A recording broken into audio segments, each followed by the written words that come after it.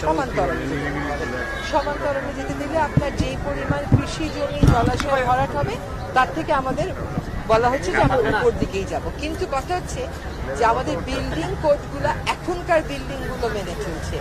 প্রচুর বিল্ডিং যেগুলো হয়ে গেছে, যেগুলো রাজুকদার পরিসংখ্যানে বলে যে 90%-ই কোনো অনুমোদন নেই বা ব্যত্যয় ঘটেছে, সেইগুলোর কি হবে এই রকম ভূমিকম্প যদি রিপিট করতে থাকে? তো এটা অবশ্যই আশঙ্কার কথা। আমি কোনো স্বস্তির কথা শোনাতে পারছি না।